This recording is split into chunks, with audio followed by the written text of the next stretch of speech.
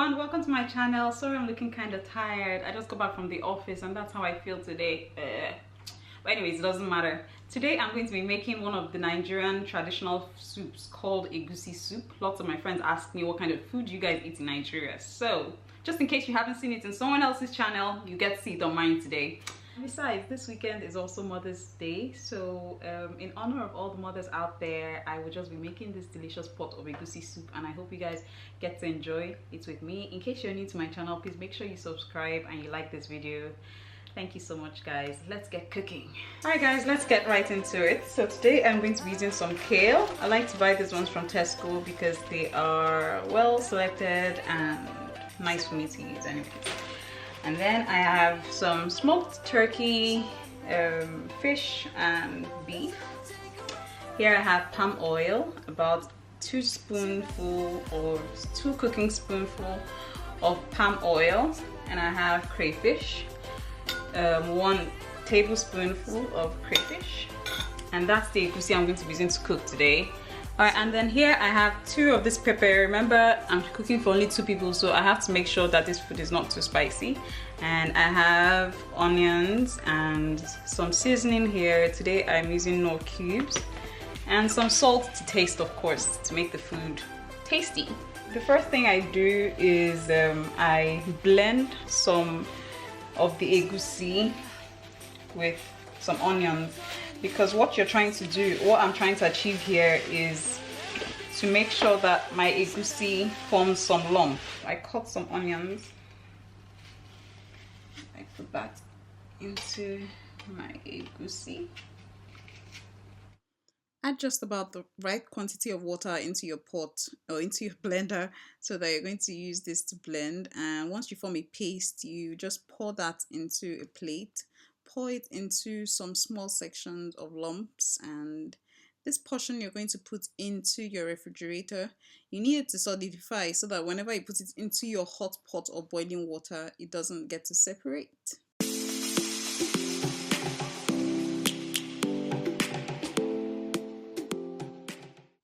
Chop some onions.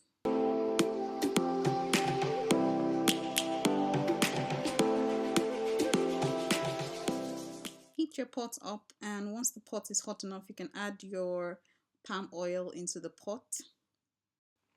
Add the chopped onions into the hot pot of oil to fry, and then you add just about the right quantity of water. You want the consistency to be right. When I was younger, I used to make this mistake and my soup was always very watery. And yes, I like to clean a lot while I cook. Cut your pepper into small bits. Add the meat, fish, turkey, whatever you're using to cook, just put it at this point when the water is boiling. And then you add the egusi too that has solidified in the freezer. When you're doing this, make sure you're very careful because you do not want your lumps to scatter in the hot pot of boiling water.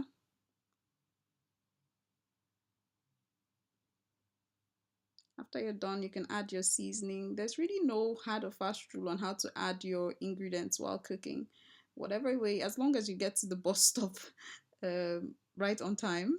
I'm sure cooking is an art. And then I add my crayfish at this point, and salt to taste, just about enough. You do not want your food to be too salty. Now, this is a very important part of the cooking. You have to make sure that whatever vegetable you're using is very succulent for this soup because you need it to be as fresh as possible. Anyways, whenever I get to find ugu leaf, which is what I used to use back at home, it is always very hard. I don't know what they put in it or what they spray on it here. So kale does it just right for me. It is very succulent and fresh, and I just love the way it comes out very green in my pot of soup because I like eating healthy. This one is called Iru. You can find it in your local African shops. It gives your food a distinct flavor. Then I stir my pot of soup. I am almost coming to the end of this journey, and I add my vegetables into the soup. Just add right about enough. You need the soup to be very rich. Cover your pot for about a minute for steam to cook your vegetables a little bit, and then you stir your pot with all the ingredients in it, and yeah, that's right about the way to cook egusi stew or egusi soup, whatever you want to call it. Thank you guys for watching. Thank you so much. I will see you on my next video. Make sure you try this at home and enjoy your pot of soup. Bye.